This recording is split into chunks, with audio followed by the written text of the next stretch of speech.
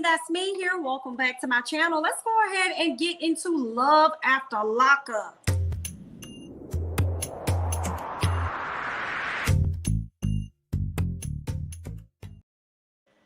Y'all like that new intro? Because, you know, I was back here just joogie. You know, I was over here just jugging with myself, okay? But listen, before we go ahead and get into this review, I want to let you guys know a few things, okay? Go ahead and do a little bit of housekeeping around here. First things first, okay? Tomorrow on my channel, Ooh Ladies First panel, will be interviewing Anila of Married to Medicine. Okay, so that'll be myself, Niecy Dixon, Jay Lee's Corner, as well as Bondi Blue. So you guys come on over tomorrow night and check out the interview with Anila of Married to Medicine. In addition to that, on Thursday over on Jay Lee's Corner channel, we will be hanging out with Ashley, or at least Ashley will be hanging out with us on Thursday. You know, we do our weekly panels every Thursday and we rotate channels. And this week on Jay Lee's Corner, we will be having Ashley Forrester of Put a Ring on It. That's season 1 of Put a Ring on It. Okay, so let's go ahead and just jump into this review. All right, first off, we're gonna start with Rachel and Doug because that's who they started off with. So we're gonna start off with them too. So y'all know Doug getting ready to get out, honey. Doug getting ready to get out. Miss Rachel is trying to get stuff together for Mr. Doug. She done went and got the beer. She done went and got the bologna. She's putting everything in the cooler. She even gonna be bringing her breast along with her, of course, because that's what he wants, the 3 beers, or the 3 B's: booze, bologna, and breast. That's what, you know, he wants. That's what she's gonna give him. And I was a bit confused because I'm like, how you go from prison eating this terrible food, and then as soon as you get out, you want bologna? Out of all of the things that you can eat, you want bologna. I said, girl, I don't know what the fuck. It's not my concern. It's not my, I hope it was good, honey. It's not my concern. Okay, now baby Doug is over there with her mama because she's trying to pump. She's trying to get it in with her man. So the baby can't come. He gonna have to be over there with the grandmama or the step grandmama or whatever she is this week to this baby, because y'all just got this baby. Oh, talk about migrating, honey. That's what's going on with the young man, you know. So that's where he is. She about to go ahead and go get her man because they plan on having tons and tons of sex. All right. Now she ended up calling the parole officer so that she could find out what restrictions does Doug have. Well, y'all know last week's episode, he damn near cussed her out because she did not call the parole officer so he could know what the hell was going on. Okay. Now we find out that he only has free time from 8 a.m. to 5 p.m. And on the weekends, that's dead. Okay. It ain't no free time. What's that? You don't get that, honey. And he had the audacity to feel a way about that. And I was shocked when I saw Rachel kind of double down and push back on that. Like, you need to chill. Because you talking about how you want to get a new parole officer because you don't like the parameters that he's giving you, when you could potentially end up getting somebody worse. And I was shocked to see Rachel do that because the entire time that we've seen her these past few episodes, it's been him controlling her from his own controlled space. So I was kind of shocked to see her kind of push back on it. I was like, okay, maybe he won't run over her as much as I may think. We just gonna see. She was right though. Like, you could get a worse person, so you need to just deal with what's given to you. In addition to that, how you gonna be mad about what they chose to get? How you gonna be mad about that when you the one that's in the wrong? You the person that's filed. Okay, you the one that's done the crime. Now you got to do the time. How you gonna be mad about the parameters that they put around you? The audacity of him. But okay, so she pulled up to the jail. All right, she nervous. She waiting on him. She anxious to get out. She get out the car, pacing back and forth and stuff. And he finally comes out. Okay, he comes out. They run to each other like Whitney Houston. I want to run to you. Okay, they run to each other. He scoops her on up, and then has the audacity to ask her if he could lift up her skirt. And she's like, no. He's talking about, oh, those other guys over there on the court, you know, they're jealous. Okay, so you want to make them more jealous by showing them your woman's ass? Okay, only to find out he wanted her to dress all conservative, but underneath it, he didn't want her to be conservative. He wanted her to not have on any underwear. And she ended up not doing that. And I'm like, I don't blame her. Okay, because the whole time I was watching it, I was looking at her. We discussed a little bit. Maybe I shouldn't, but you know, I was like, not her walking around in front of the cameras knowing she ain't got no underwear on under that dress, honey. But okay, she ended up putting them on. He didn't really like that, but it was all good, okay? Because he was going to slide through any way he could anyway, so it didn't matter. I don't even know why he said that. But okay, because he could do like Funky Dineva said, you know, pull him to the side and slide through. I guess he didn't want to do that. He just wanted to slide through. So, I mean, okay, then he wanted a real quick, easy access, but she didn't give him that, okay? What we did learn is that Doug has been troubled since the age of 12. He's been in and out of trouble. I'm thinking about his child at this point, and now I'm really concerned about his child because his mama ain't about nothing. Your daddy, truthfully, ain't about nothing, okay? So I'm concerned, and at the age that this little boy is, he looks like he's around 12 or close to it. He has a lot of sense. And it's sad to say that I kind of feel like he may be good without his dad, because what values and stuff is his dad really gonna, like, what are you giving him? What are you coming out of prison and then treating your own child like they in prison? They ain't even do nothing. You the one who wasn't even trying to be around to actually be a father to this child anyway. So I am very concerned for baby Doug and how his father is going to react to parenting him, which could result in that baby probably doing all of the wrong things and ended up in the same position as his father has been in for many years. So I'm concerned for that child. So hopefully they get him therapy, get his daddy in some parenting classes. They need to do something, but I'm very concerned for him. All right. Now, once he gets out, they run to the car. He done, girl, she done showed him the bologna. He done pulled the card out the back of his pocket, honey. He done bit the bologna and sliced it. I'm like, you that hungry? I guess so. He sliced it and then he took a bite of it, and I was just disgusted. I'm not gonna lie to y'all. Like, I'm like, what is, okay, I can't. Y'all could, but I can't. Okay, we're gonna go ahead and move on. All right, let's just go ahead and skip on down to Stan and Lisa. All right, let's get into Stan and Lisa. Stan at the house playing with them wigs. Dash come over to the house like, what the hell you over here doing? He was like, oh, well, you know, my girl said she looked like a dude. So I decided I'm going to get her some wigs, but I don't really know which one I want her to wear, so I'm just going to bring all of them. Yeah, I'm just going to bring all of them. Yeah, okay, Dash is just not featuring this. Y'all know Dash ain't feeling her. He feels as though Lisa wants Stan to be the sugar daddy to her, but what he don't know, and I don't know if Stan told him, but Stan damn sure told the wig lady, listen, I'll be her man and her sugar daddy. I'm okay with that. So this is just a situation where Dash is gonna have to step back and really let Stan do what he gonna do, because he gonna do that anyway, because that's just how he is. Okay, so just let him do his thing. Now, while Dash is over there, he gets a call from Lisa, and what we learned from Lisa is, number one, she hasn't talked to her brother. Nobody has, actually, and I think she said she feels as though the guards are punishing him or something like that. I don't know what all happened with his situation, but he's not able to talk to anybody. So I guess he hasn't talked to any family members for her to even know what's really going on with him. So she's just going to have to wait and see what happens with him overall. What else did we learn about her? I guess she's been in prison or in jail about 7 times. She's been in and out. We also learned that she was or is married to like 2 different men. I'm like, how the hell you do that? Are they in 2 different states? Like, how did you do that? So she's married to 2 different men. And what else did we learn? Oh, she said she didn't know which name to go by once she gets out. She's not sure which name she wants to go by. And so Stan is saying, well, listen, I think you should go by the maiden name. She was like, oh, yeah, you're right. Because actually, I don't have any felonies under that name. So you know what? That may be actually a go. And I'm just like, for me, I feel like she's just said that stuff so casually that I feel like Lisa gonna end up back in jail. Okay, now what was the things they told us? They said that she was tampering with a motor vehicle and got 10 months in prison or in jail or wherever she's at. But then when he said it on TV, she was arrested for drugs. So I just feel like she said that so casually that I think she probably gonna end right back up where she came from. But that's just me. Those are just my thoughts on that. Okay, let's go ahead and move on. What else did we learn? So then Dash was like, wait a minute. Oh, wait a minute. Listen, did I just hear this lady say that she's married to 2 different men? Here go Stan lying. I don't care what nobody say. He was lying to him. So, well, actually, she says she doesn't know if she's married to 2. That's the thing. She doesn't know. We have to find out if she's married to these 2 men. And I'm like, did you not hear this lady on this phone? She just said she married to 2 different men. Okay, she's reminding you, but you trying to play it up like, well, she doesn't know if she, she is. She is.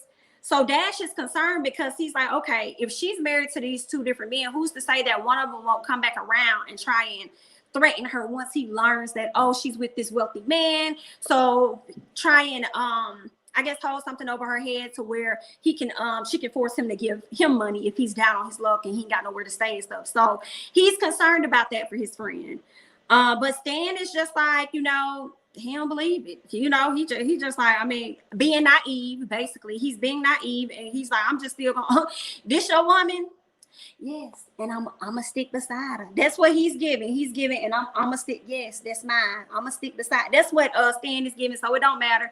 He don't. But I also feel like even if that was the case, even though we feel like Stan can be stupid when it comes to Lisa, he not at the same time, because she hit him up about getting her brother out of trouble, and he was like, hell no. So I mean, Stan, he may be wrapped a little tighter than what I may think. Okay. He may be wrapped a little tight. I don't think Stan just gonna be giving it out willy-nilly. I think he'll give it to Lisa, but you know, Lisa can also finesse. Like, oh baby, I need it for this, I need it for that. And then she could take the money and go give it to whoever. So that's probably gonna be a bump in the road for the two of them. Okay. Dash doesn't think that Lisa has the same mutual feelings for Stan, but Stan feels as though Lisa does care about him a lot. This is what Stan is believing. So we just gonna see how this works out with them. I can't wait to see them bump heads though, because I think Stan may not be as much of a pushover as I may think that he is. So let's go ahead and move on to, I guess we could talk about Courtney and Josh. Y'all, I'm tired of Courtney and Josh only because of all these animals that they got. Did y'all see how Josh was in the kitchen and he had to step over the animals to get to the other side? I said, bitch, ain't nobody trying to deal. Like, I love dogs. Do not give me, I love me dogs. Okay. I love animals. If it was my choice, I would have me a finger monkey, period. Okay. Maybe one or two of them. Okay. I love them. But baby, when you invade my space, okay, and it's a whole lot of them. You got one dog sleeping behind Josh. Then you got the other one crawling on the bed to go lay behind Courtney. Girl. And then they got the audacity to be sitting up here talking about how sex was for them that night. I said, girl, how did y'all have it? Did you put the dogs out and close the door? Because them mother so big, they about can open the damn door anyway, lock or unlock. They can go get a damn key and just open it right on up. So how did y'all get it in with them grown ass dogs that y'all got? I was like, okay.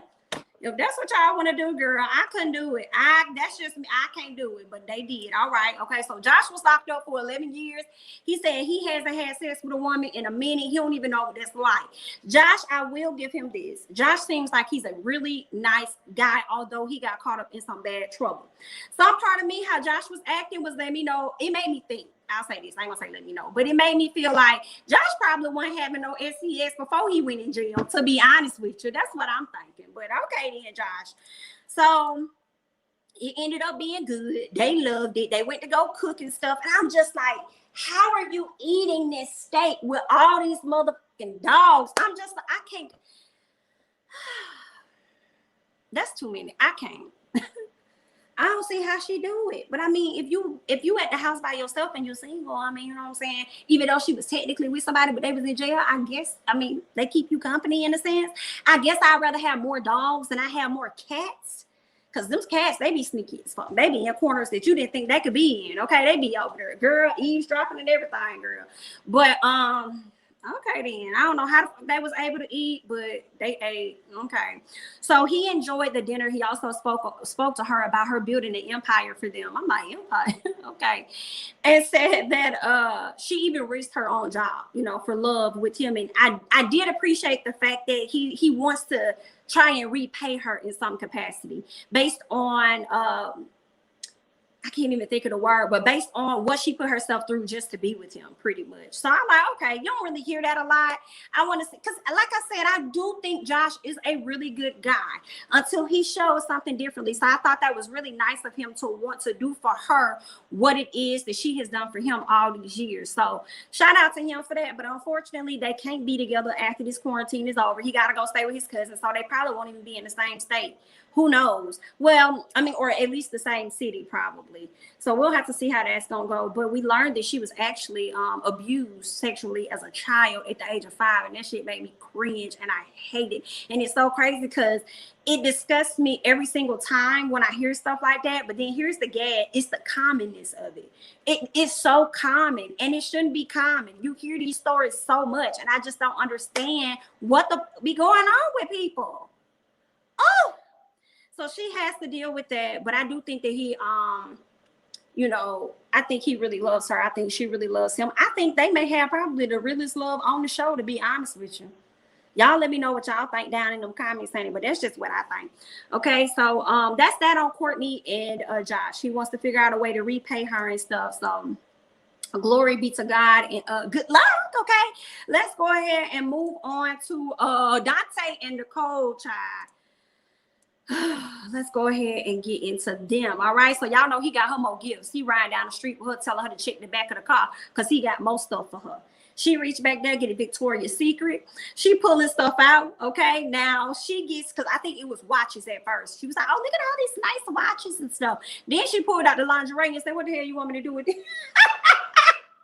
She said, what you want me to do with this? He was like, what you think I want you to do with this? Don't play. And she's like, oh, baby, that's a negative. That won't be going down over here. Okay, but her excuse as to why she will not engage in that type of activity with Dante is, and it's funny because she says she's in love with Dante, right? Well, she says that she's been locked up for a ton of years. I think it was like, what, 4 years? Yeah, she says she's been locked up for 4 years. She hasn't been touched in 4 years. So she still has a little bit of trauma from being locked up, and she's just not at that place where she's ready to go there yet. And I'll be honest, I do understand that. Even though I never experienced it, I can see, like, I hear that when people come out of jail and stuff, they are a little, you know, they got a little trauma issues and stuff going on. However, I still feel like it's a bit of an excuse that she's going to ride on as long as she can ride on it, because I think she likes him, but I don't think she's that into him while she's talking about she's in love with him. I'm like, girl, bye. You in love with what it is he can do for you. Him providing for you, him giving you loads of cash and all this stuff and giving and gifting. He's trying to buy your love, girl. That's what you're in love with, though. So they get to the house. He wants to walk up to the house. He want to go up to the mama house. She's like, oh, baby, no, we're not going to do that. Okay, I'm going to call you, though. I'm going to call you later, okay? He was feeling pressed because he thought he was going to get the chance to meet the mama. And see, this is how he plays himself every time. Because every time she pushes back, he's like, okay, you know, maybe next time. And it's going to continue to be maybe next time. Okay, then maybe next time. Okay, I mean, I appreciate him for respecting her boundaries, but I also want him to take heed to how she's communicating with him, because, again, I don't think she's that into him. But he's so blinded with what his idea is of love and stuff that, you know, he just going to continue to rock out with it. So what else happened? So the mom answers the door. The mom hugs on her and stuff. It was really sweet. The mom, especially when I heard that her mom lived, I believe she said, in Chicago or something, and she relocated all the way to Virginia just so that she'll be able to even visit her daughter while she's locked up. Not too many parents going to do that. So I'm like, okay, that's what's up. You moved all the way over there to be with your child. So, okay, got you. And then we see later on that Nicole is actually ended up texting a whole nother guy that she's saying that she misses, he misses, he's ready to see her. And this dude's name is Zach. And I'm wondering what Zach looked like. I'm wondering what Zach looks like, and hopefully we'll be able to see Zach at some point in this show. Dante gonna be mad though. He gonna be pissed off, ain't he? He gonna be seeing somebody else getting the draws and he ain't getting them. Ooh, yikes! So let's go ahead and move on. All right, let's move on to Brittany and Ray. Hold on one second, y'all. Let me check out something real quick.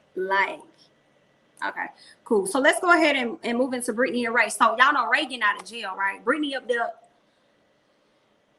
Brittany giving me female Dante. She went and got this man an iPhone. Told me he gonna need a phone when he get out. First of all, I would have felt played walking up to the family's house in general. Okay, so she done went and got this man some shoes, brand new shoes. She done went and got this man a phone. She got it activated, and then she done made his password the same as hers because she thought it was cute. And I'm like, and he gonna change the password as soon as he get it. What are you? Okay, that was dumb. You're still not gonna have access to it, but okay. He would have bought his own phone, but I guess all right. Moving on.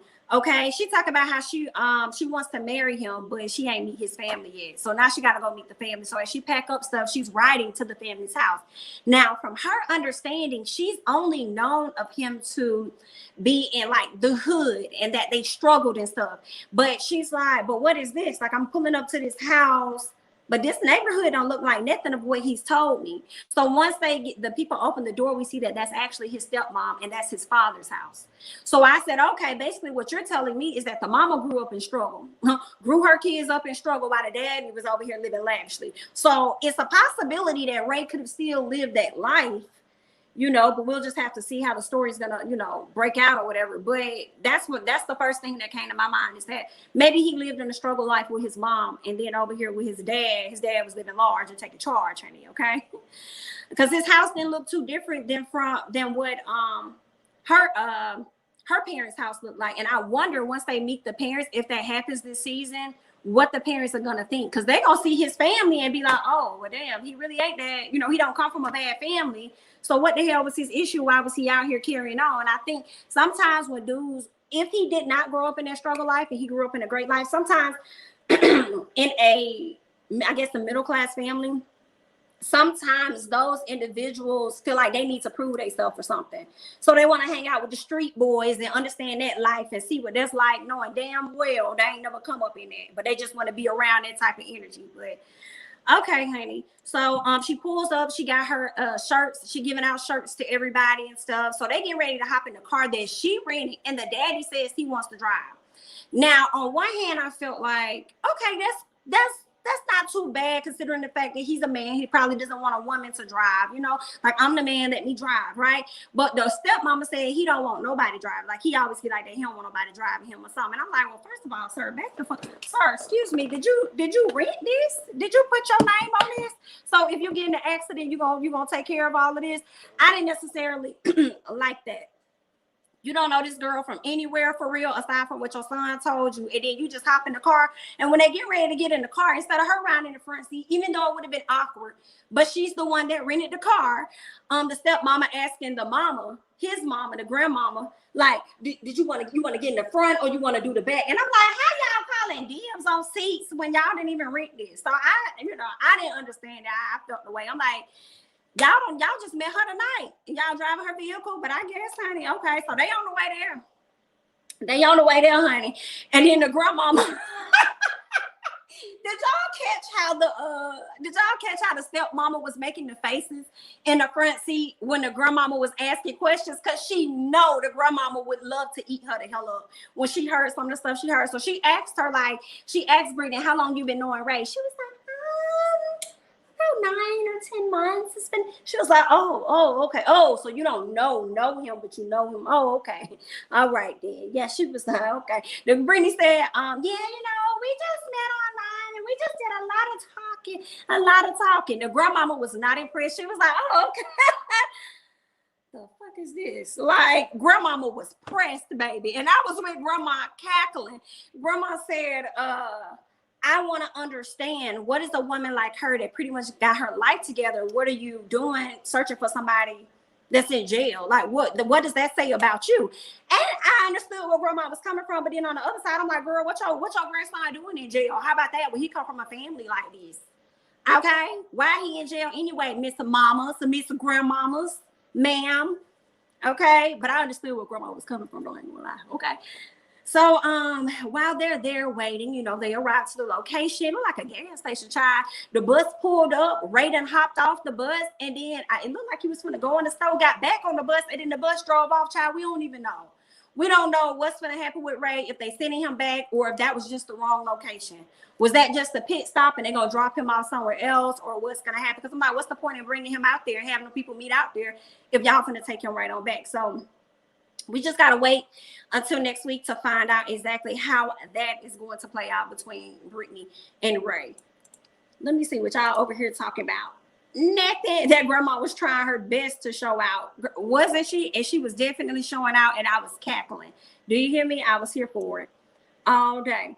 All right, y'all, that is all that I have. I have to work on some more videos and things so I can get that stuff out to you guys. But thank y'all so much for joining me. Leave your thoughts and comments down below. I know y'all gonna do that anyway, because that's just how y'all is, okay? Follow me on Instagram and Twitter at jamithatsme, and I'll catch you guys in the next one. Bye-bye.